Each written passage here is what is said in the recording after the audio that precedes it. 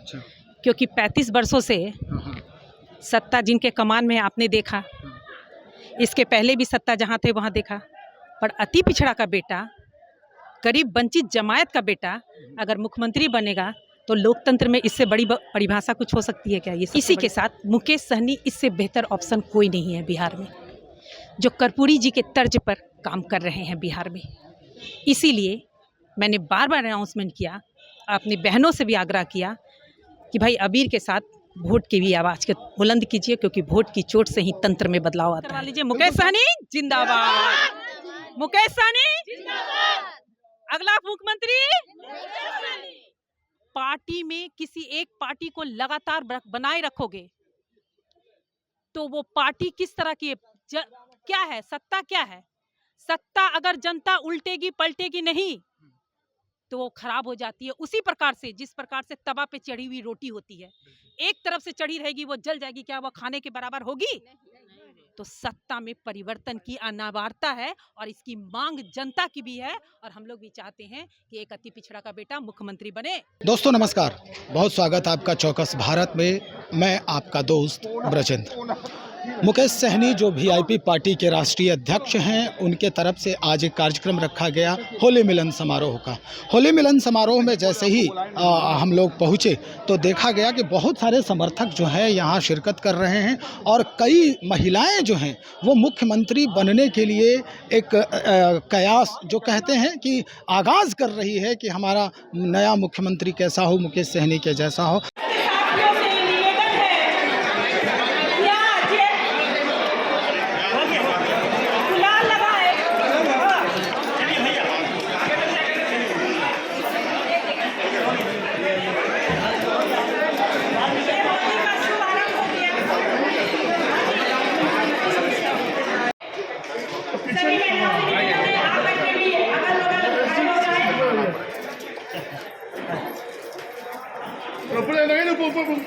ऊपर से नहीं, ऊपर से आके होगा ऊपर अभी वैसे ही ना, और ऐसे आगे कैसे होगा? तो कैसे बनाएंगे? तो हो गया भाई, आप लोग का कैमरा में अच्छा फुटाना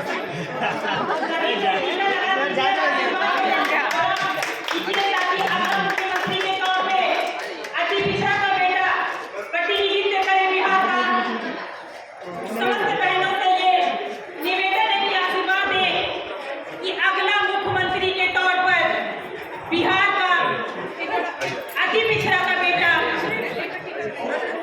पूर्व मंत्री मुकेश सहनी जी प्रतिनिधित्व करें, इसकी कामना देते हुए सभी कोई इस होली के शुभ अवसर पर आशीर्वाद दें।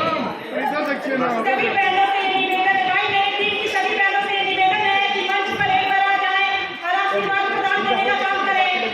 सभी बहनों से आपको मैंने देखा, आपका वीडियो भी है, रिकॉर्ड हुआ है, आप लगातार अनाउंस कर रही थी कि आपके जो नए मुख्यमंत्री होंगे वो मुकेश सहनी जी को आप नामित कर रही थी। क्या लग रहा है आपको? हम लोगों का कथनी और करनी बराबर है। सबसे पहले मैं चौकस भारत का आभार व्यक्त करती हूँ कि आपने हमारी बातों को बड़ा ध्यान से सुना, लेकिन मैं कहना चाहती हूँ क्योंकि हम लोग ने मनसा बना लिया है। अच्छा। क्योंकि 35 वर्षों से सत्ता जिनके कमान में आपने देखा, इसके पहले भी सत्ता जहाँ थे वहाँ देखा, पर अति पिछड़ा का बेटा, गरीब वंचित जमायत का बेटा अगर मुख्यमंत्री बनेगा तो लोकतंत्र में इससे बड़ी परिभाषा कुछ हो सकती है क्या? ये सबसे बड़ी परिभाषा बनेगी। बिल्कुल। और आज ज़रूरी है, जिस तरह से सभी चीज़ों का सफाया किया जा रहा है, आरक्षण खत्म, कॉर्पोरेट वर्ल्ड हावी, एक वंचित जमायत आए, समाजवादी लोगों की फिर से एंट्री हो। इसी के साथ मुकेश सहनी इससे बेहतर ऑप्शन कोई नहीं है बिहार में, जो कर्पूरी जी के तर्ज पर काम कर रहे हैं बिहार में। इसीलिए मैंने बार बार अनाउंसमेंट किया, अपनी बहनों से भी आग्रह किया कि भाई अबीर के साथ वोट की भी आवाज़ के बुलंद कीजिए, क्योंकि वोट की चोट से ही तंत्र में बदलाव आता है। बिल्कुल, तंत्र में बदलाव तो आता ही है, देखा भी गया है कि तंत्र में किस तरह से पिछले विधानसभा चुनाव में बदलाव आए हैं, लेकिन अचानक से इस बदलाव के बाद जो हुआ वो भी आपने देखा है। क्या लग रहा है, ये राजनीतिक फेल्युअरिटी है? ये ये षड्यंत्र है, ये षड्यंत्र है। अच्छा, ये जो आज तक 70-75 साल से सत्ता में रहे, ये उनका षड्यंत्र है। एक वंचित जमात का बेटा माने फर्श से अर्श पे जाने का कोशिश करेगा तो ये षड्यंत्र तो करेंगे, और ये षड्यंत्र के साजिश के शिकार हुए। लेकिन षड्यंत्र कितना भी करो, जनता जब चाहती है तो बदलाव कर ही देती है।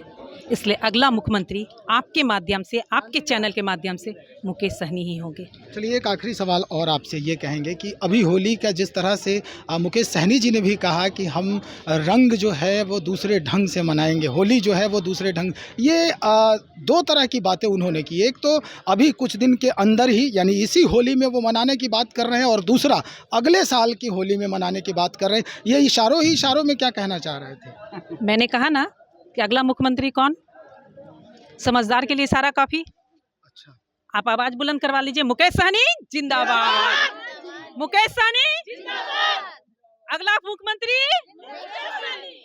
अगला मुख्यमंत्री। सर जी, आपके पास हिसाब किताब यहाँ साफ है।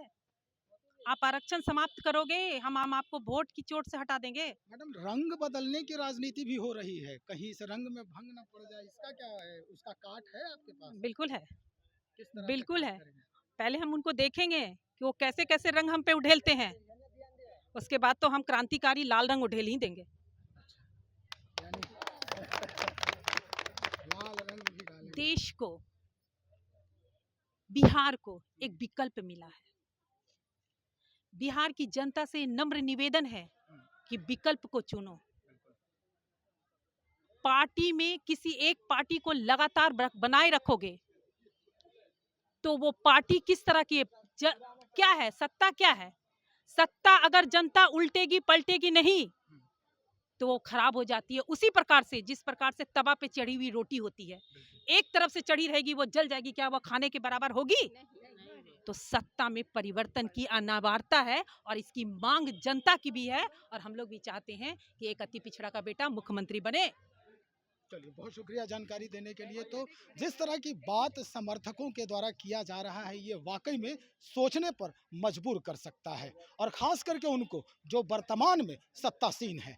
विधानसभा चुनाव 2025 में है और 2024 में लोकसभा चुनाव में है, यानी कहा जाए कि बस एक साल में कुछ ही बाकी है महीने, और उसके बाद स्पष्ट हो जाएगा कि किसका जनाधार इस राज्य पर कितना है। आप बने रहे हमारे साथ, और भी खबरों को लेकर बहुत जल्द हाजिर हो रहे हैं। बहुत शुक्रिया आपका।